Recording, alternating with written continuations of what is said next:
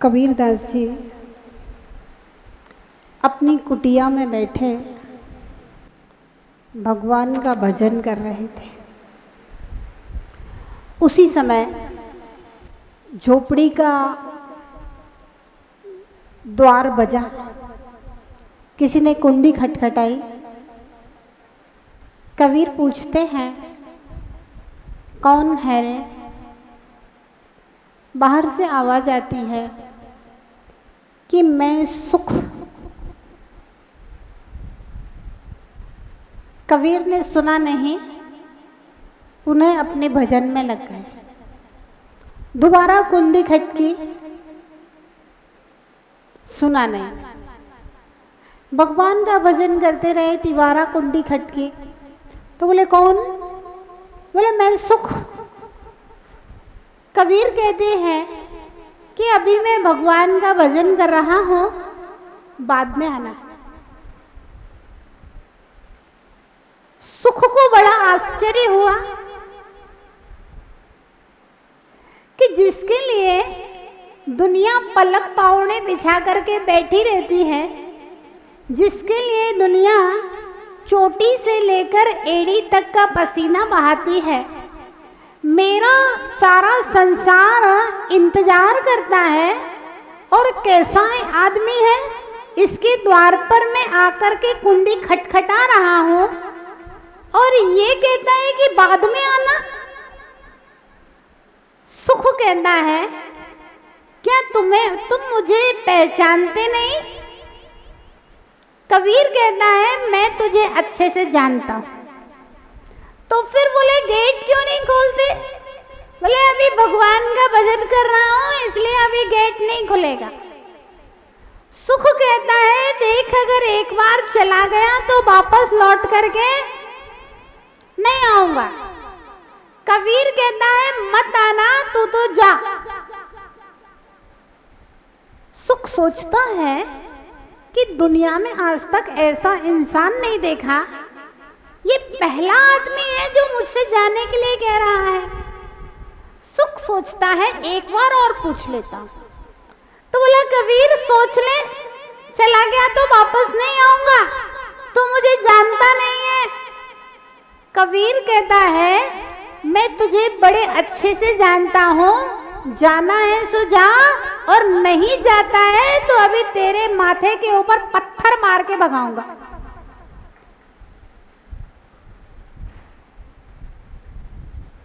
सुख अचंभे में पड़ जाता है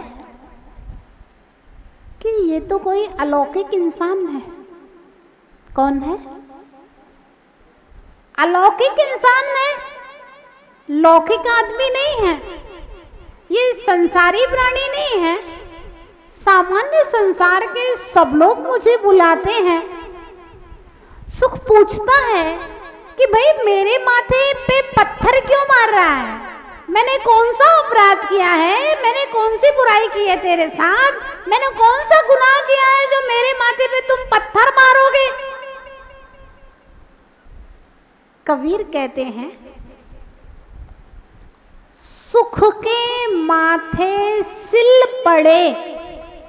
क्या कहा पंडित जी? सुख के माथे सिल, सिल मतलब पत्थर, शिला, शिल है ना शिला। सुख के माथे सिल पड़े। क्यों? जो हरि को दे बुलाए, ये सुख है जिसके कारण से आदमी भगवान को भूल जाता है। और बलिहारी इस दुख की क्षण क्षण नाम रटाए। ये दुख की बलिहारी है, ये दुख की देन है कि भगवान के मंदिर में भक्त नजर आते हैं। अगर सर्व सुखी हो जाए संसार में, आदमी कहते हैं, आप लोग भजन पढ़ते हैं ना, संसार में सुख सर्वदा, काहू को ना दिखे कोई धन दुखी, कोई तन दुखी, कोई मन दुखी। देख, बलिहारी इस दुख की जो क्षण क्षण नाम रटा है। अगर संसार में दुख नहीं होंगे तो भगवान के मंदिर सुने पड़े रहे। अब किसी को समस्या है, व्यापार नहीं चल रहा, दुकान नहीं चल रही, ग्राहक नहीं आ रहे, किसी का माल फंसा हुआ है, किसी के पैसे फंसे हुए हैं, बड़ी दिक्कतें हैं, तो भगवान की पूजा करने भक्तांबर का पाठ करो, कल्याण मंदिर का पाठ करो, पारसनाथ भगवान को पूजो, मुनि सुव्रत का अभिषेक करो। हाँ, कोई बीमार है, दुखी है, तो भैया भक्तांबर का 45वां का भी पढ़ो, वैसे नहीं पढ़ता है। कोई बुद्धिहीन है, उसने कहा भक्तांबर का 6वां का भी पढ़ो, ये करो वो करो। क्यों? दुख है। और अगर सुखी सुख हो जाए तो, अगर सुख हो जाए, तन का सुख, मन का सुख, धन का सुख, अगर ये तीनों सुख जिस आदमी के पास आ जाएंगे तो आदमी भगवान का नाम लेना। तो सुख ने पूछा, मेरा क्या अपराध है, क्यों मेरे माथे के ऊपर पत्थर मार रहे हो? तो कबीर जैसा ज्ञानी कहता है कि तुम्हारे कारण से तुम आते हो, तो तुम्हारे कारण से मैं भगवान को भूल जाता हूं, इसलिए तुम्हारे माथे के ऊपर पत्थर पड़े, कम से कम दुख रहेगा तो भगवान का नाम तो जपता रहो। आपको मालूम, बच्चे मंदिर कब आते? जब परीक्षा होती है तो बच्चे आशीर्वाद लेने आते हैं कि माता जी जरा पिच्छी लगा दो, आज मेरा रिजल्ट आने वाला है। रिजल्ट तो बन चुका है, अब तो खाली खुलना है, अब पिच्छी लगाने से क्या होगा? सोच, परीक्षा देने जा रहा है, जाएगा तो भगवान के दर्शन करा, भाई परीक्षा अच्छा जाए, पेपर अच्छा जाए। और वैसे बच्चों से मम्मी कहेगी मंदिर चले आओ, खेलने में लगा हुआ है, फुर्सत ही नहीं है, मोबाइल में कुट कुट करने से फुर्सत नहीं है, व्हाट्सएप, फेसबुक और कौन कौन सी बुकें हैं, उसी में कुट कुट करते रहते हैं बच्चे। हाँ, और रिजल्ट आना है तो महाराज से आशीर्वाद लेने आ जाओ, पिच्छी लगवाने आ जाओ। अरे क्या होगा पिच्छी लगवा के? तो कहा, जैसे मान लीजिए आप कहीं जंगल में फंस जाएं, तो आपको लगेगा नमोकार याद कर लो, और कहीं पिक्चर देखने जा रहे हो, होटल में खाना खा रहे हो, तो नमोकार याद आता है क्या? है? नहीं आएगा। जब आदमी संकट में फंस जाता है, परेशानियों में फंस जाता है, तब उसे भगवान की याद आती है। एक दिन वो साहित्यकार जिनेंद्र की कहानी सुनाई थी कि उनके जब जीवन में डॉक्टर ने मना कर दिया कि मेरे हाथ में कुछ भी नहीं है, अब आप भगवान का नाम लीजिए, भगवान ही कुछ कर सकता है, तो उस समय उनकी आंख में से इतने आंसू निकले, इतने आंसू निकले। उन्होंने कहा, भगवान आज मुझे आपकी आवश्यकता का एहसास हुआ, और ये एहसास मुझे पहले क्यों नहीं हुआ?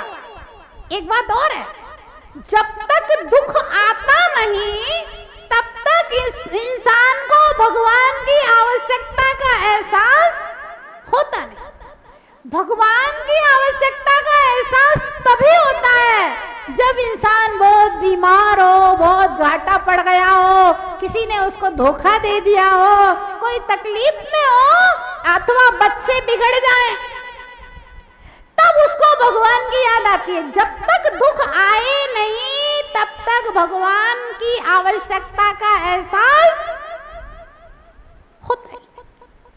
तो ध्यान रखना, जैसे भोजन में मिठाई के साथ नमकीन भी जरूरी है, ऐसे ही जिंदगी में सुख के साथ दुख भी जरूरी। ज्यादा मिठाई होगी तो, ज्यादा मिठाई खाएगा बच्चा तो क्या कहते हैं, दांत में कीड़ा लग जाए। ज्यादा मिठाई में कीड़े पड़ते ना थोड़ा बहुत दुख सुख के साथ में चलता रहे तो जिंदगी जीने में और आनंद आता है, और सुख के साथ थोड़ा दुख भी अगर चलता रहेगा तो फिर तुम भगवान का नाम भूल पाओगे नहीं। भगवान को याद करते रहोगे तो तेरा कल्याण हो जाएगा, परलोक सुधर जाएगा। और अगर सुखी सुख में डूब गए तो ध्यान रखना, भोगेश्वरी सो नरकेश्वरी। भगवान याद नहीं आएंगे तो नियम से भोगों के द्वारा दुर्गति का पात्र बनेगा, और यदि भगवान याद आते रहेंगे बीच बीच में, कष्ट हो, तकलीफें हो, परेशानियां हो, उसी बहाने सही कम से कम मंदिर तो आ, किसी बहाने आ, कम से कम गुरु के पास तो आ, क्योंकि अगर पास तक आएगा तो हो सकता है कल्याण हो जाए। कमट भगवान के पास क्यों आता था? पारसनाथ के पास उपसर्ग कर लेंगे, 10 बहुत तक उपसर्ग किया, लेकिन जैसे ही भगवान पारसनाथ स्वामी को केवल ज्ञान प्रकट हुआ और देवता गण आए, भगवान 5000 धनुष ऊपर उठे, परमोदारिक शरीर हो गया, उनके शरीर की आभा करोड़ों सूर्य और चंद्रमा से ज्यादा हो गई। ऐसे आश्चर्य को देखकर वह कमठ भी भगवान पारसनाथ के चरणों में झुक करके सम्यक दर्शन प्राप्त कर लेता है। तो कहा किसी भी निमित्त से आओ, आओ तो सही, चाहे अपने दुखों को दूर करने के लिए आओ, अपने कष्टों को मिटाने के लिए आओ तो सही। संसार में दुख होना बहुत जरूरी है, इसलिए भगवान किसी को वरदान नहीं देते, क्योंकि संसार बड़ा धोखेबाज है। कामना लेके आया है, कामना पूरी हो जाएगी, उसके बाद भी भगवान के द्वार पर नहीं आएगा, और कामना पूरी नहीं हुई तो भी भगवान के द्वार पर नहीं आएगा। इसलिए एक ना एक कामनाएं आपकी बनी रहना चाहिए। एक व्यक्ति था, उसकी शादी नहीं हो रही थी, ऐसे ही लड़के लड़के सब दोस्त लोग बिहार में पैदल चलते हैं, तो बोले माता जी इसकी शादी नहीं हो रही। ऐसे ही मैंने कहा उससे कि तुम रोजाना 5 नमोकार की जाप करना और भगवान का रोज अभिषेक करो, 1 साल में हो जाएगा।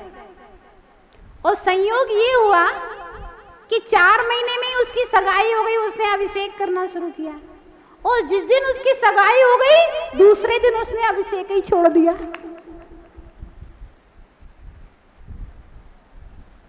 कामना पूरी हो गई तो भी भगवान को छोड़ देगा।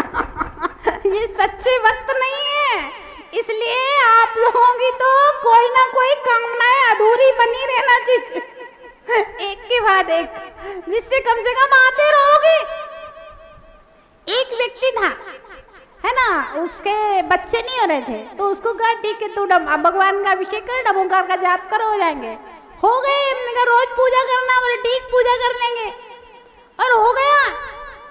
तो उसके बाद में फिर वो कई दिनों बाद मिला तो बोला माता जी हो गया। तो हमने कहा पूजा करता है कि नहीं करता अभिषेक? बोले बच्चा हो गया उसके बाद नहीं किया, बोले उसके बाद तो छूट गया। मतलब ये ऐसे वक्त हैं कि कामना पूरी हो जाएगी तो भी भगवान का उपकार मानने वाला नहीं है। पूरी हो गई इसी के लिए कर रहे थे, वो भगवान को भगवान मान ही नहीं रहा है, वो तो भगवान को अपनी कामना पूर्ति का साधन मान रहा है, अभी वो भगवान को भगवान नहीं मान रहा है। और कामना पूर्ति नहीं हुई तो भी गया, भगवान में कोई शक्ति ही नहीं, कुछ करते ही नहीं, काय को मंदिर जाना है। आजकल के युवा बच्चे कहते हैं ना सब अपने मम्मी पापा से, अरे अपने भगवान तो कुछ देते ही नहीं है, फिर काय को पूजा करने जाओ, कुछ मिलता ही नहीं है वहां। तो कबीर कहता है कि सुख के माथे सिल पड़े, सुख के माथे तो पत्थर मारता हूं, शिला मारता हूं, क्यों? हरि को दे ये बोला है। ये सुख आता है तो इंसान भगवान को भूल जाता है।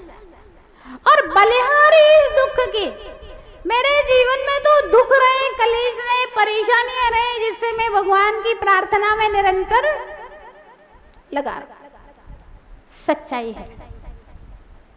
अब देखना, जैसे जैसे व्यक्ति के पास पैसा बढ़ जाता है वैसे वैसे वह भगवान को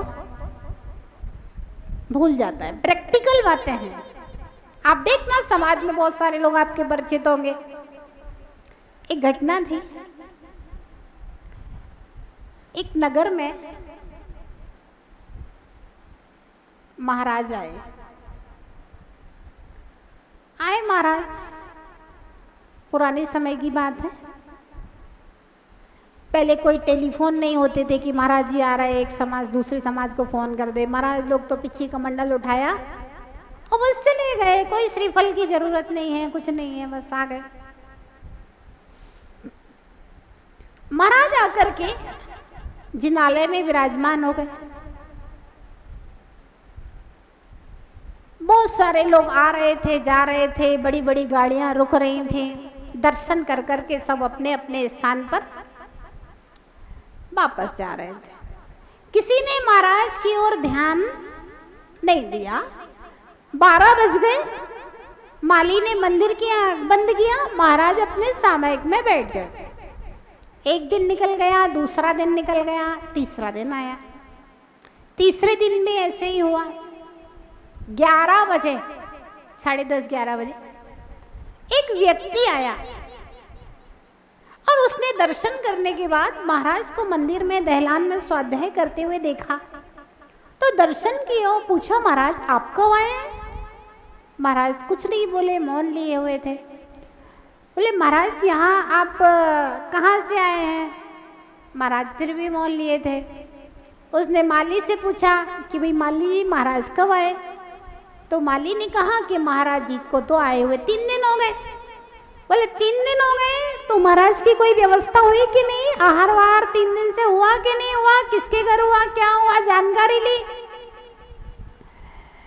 तो बोले कि आहार तो किसी के घर में नहीं हुआ, महाराज जी का तो 2 दिन से उपास हो गया है। अच्छा बोला। वह घर गया और तुरंत आधा घंटे में वापस आ गया, पानी लेकर के महाराज जी की कमंडल में प्राशुक जल डाला और बोला, महाराज शुद्धि कीजिए।